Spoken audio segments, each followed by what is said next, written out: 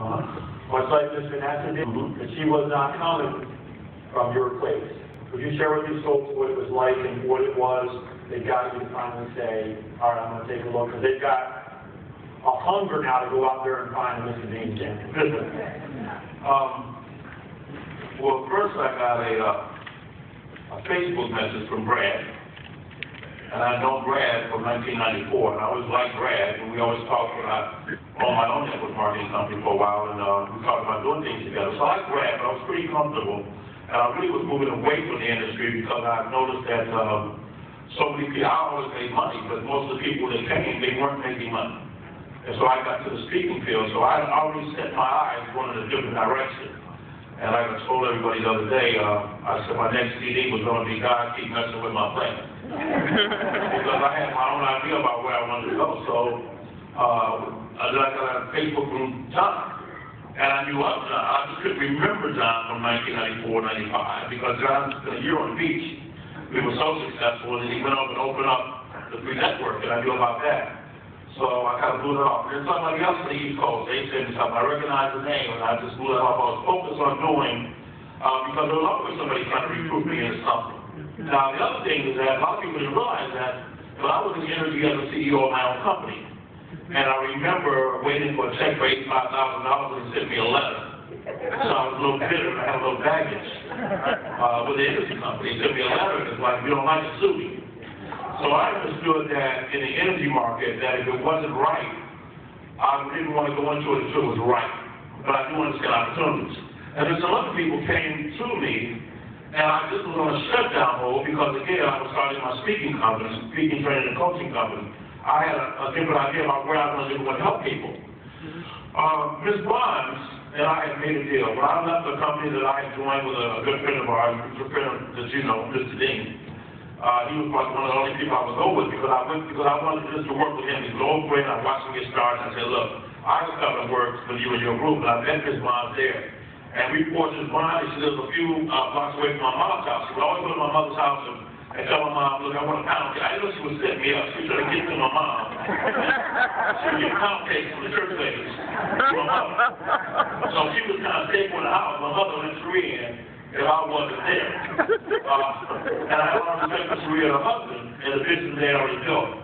And then when I left the company, she said to me, what are you doing? I said, I'm not doing anything. I didn't want to tell them I was leaving the company that I was going with them because I didn't feel good about selling a $50 bottle of juice that was worth $2. And I went to the coffee business with another friend of mine and said, what are you doing? I said, I'm not doing anything because I didn't want to take her from the group that she was in. I thought that would be wrong. And she said, you're doing something, wherever you're going, I'm going with you. And she just told me I was her mentor, and I just couldn't get rid of her. I mean, she would not let me go. She wouldn't let me go. But I promised her that one day we would work together, and one day I would work with her, and I would say that one day if you bring me the right thing, I'll look at it. So she kept beating me up, and she said, she tried to tell me about North American Power. I said, well, how many people do you have with energy thing? I didn't understand it, didn't want to understand it. She said about 100, and I said, okay, go away, little girl. Come on back a little later. So then she called me again, and the next month she had over 200. I said, okay, go away. She called me in November, she said, James, we're going to open up, I think it was first part of December. She said, James, we're opening up utility in Illinois in January. I said, well, how many people do you have? And she gave me a number, I think it was like 378, 450 people. And I said, wait a minute. 400 people. I don't understand American Wind. Didn't want to understand American Wind. I didn't want to understand wind. I just didn't want to do it. But I did understand one thing. That was if 400 people plus people were in something, excited about something that was about to come, if they got involved in something, they saw something I needed to look at. Because I can't be smarter than all of them. The second thing I understood that no matter what it is, if 450 people are excited about it, they get going on January, it's going to be 4,000 in 30 days. So whatever it is, you know, I need to take a look at it. Yes. So she obviously says to take a look at it, but really, and when I tell you this honor yourself with me because before I got to John, I was already going to get involved in it because I just like Brad. I didn't understand it. I didn't want to understand it. I didn't need to understand it. And I went to see you train one day, and I saw you in the car plane. I walked back to back with Jerome Williams, shooting on Incan. You remember that? I was shooting on Incan. I said, I'm an idiot. I'm the biggest idiot in the world. I just want to talk to some more idiots just like me that and know everything. You know, we all something on the top of something. We think for all that, we forgot some things. We forgot where we come from. We forgot to be humble. We forgot to listen. Okay, I was an idiot because I saw the content and it blew me away. I was in the business for a month before I even understood the compensation thing. I didn't need to, but I needed to.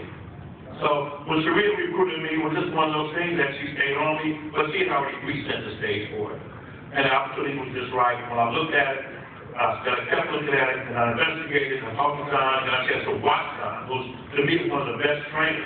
No, I would say, no, I have to speak with a trainer and coach for a living. He's the best trainer I've ever seen.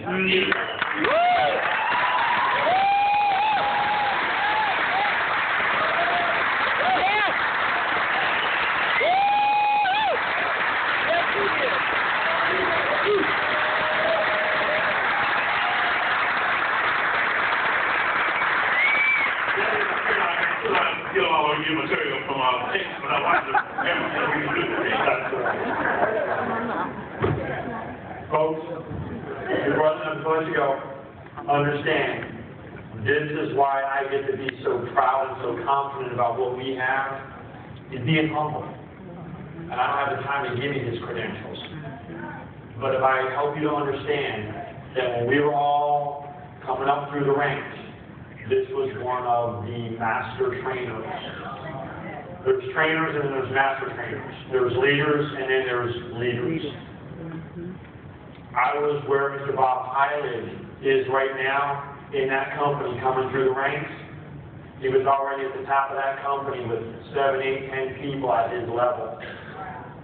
This is one of the top leaders in the entire industry for the past 2 decades.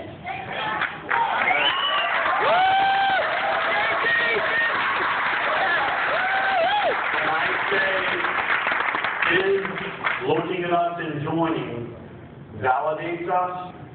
You can't possibly understand. It's the Sherman tank. When I say we walk around, but we're in Sherman tanks, that's the Sherman tank. Give it up one more time for Mr. Jacob.